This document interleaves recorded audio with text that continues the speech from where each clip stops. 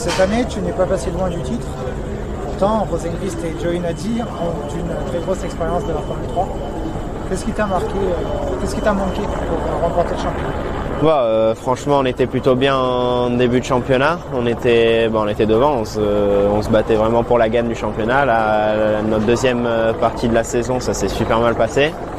On galère beaucoup avec la voiture est très compliquée à conduire. Après, je suis pas parfait non plus, mais bon, ça aide pas avec une voiture compliquée à conduire. Et donc voilà, là pour l'instant, ce qui nous manque, c'est vraiment de trouver le setup juste.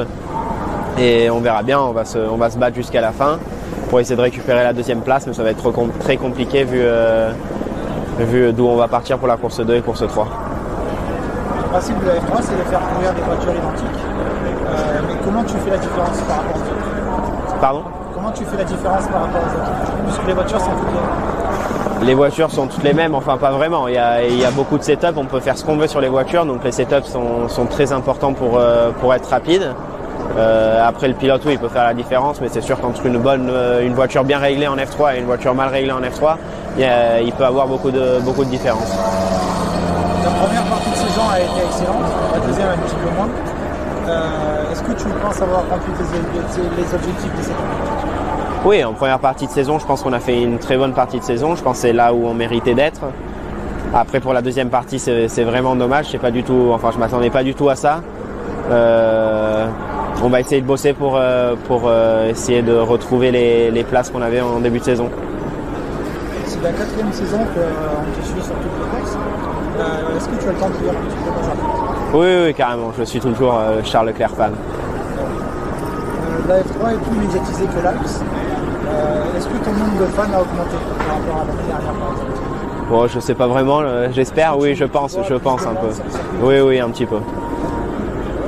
Est-ce que tu as été approché par des équipes de Formule 1 pour rejoindre leur académie? Pour l'instant, pas vraiment. On va voir avec mon manager ensuite à la fin de la saison. Tu as complètement écrasé le championnat rookie, puisque tu l'as gagné avec cette équipe de terrain. Qu'est-ce que ça représente pour toi? C'est important parce que c'est pour toutes les premières années, donc je suis très content d'avoir gagné ce titre. Après, moi, ce qui m'intéressait, c'était le titre général. Malheureusement, on n'a pas réussi à l'avoir. Mais bon, c'est déjà bien d'avoir gagné le titre rookie. Le mois prochain, tu prendras part au Grand Prix de Macao. Ouais. T'es excité, c'est vrai? Ah ouais, j'adore les circuits en ville, c'est ce que j'aime. Parce qu'il n'y a pas de test avant ou quoi, donc j'attends que ça. Dernière question, ça fait maintenant 10 ans que tu as débuté ta carrière. Quels sont tes meilleurs souvenirs? Est-ce que tu changerais quelque chose? Non, je changerai pas ma carrière parce que c'est ma carrière qui m'a fait devenir ce que je suis aujourd'hui. Après les meilleurs souvenirs, j'imagine que c'est le championnat du monde en 2011 que j'ai gagné et la WSK en 2013 que j'ai gagné aussi en KF2. 2012 pardon. Et ensuite oui, après voiture pour l'instant, je pense que le début de saison de cette année sont les plus beaux moments de ma carrière. La fin de l'année par contre c'est peut-être les plus mauvais moments de ma carrière, donc c'est un peu une année bizarre, mais bon. Qu'est-ce qu'on peut te souhaiter pour l'année prochaine? Pardon? Qu'est-ce qu'on peut te souhaiter pour l'année prochaine?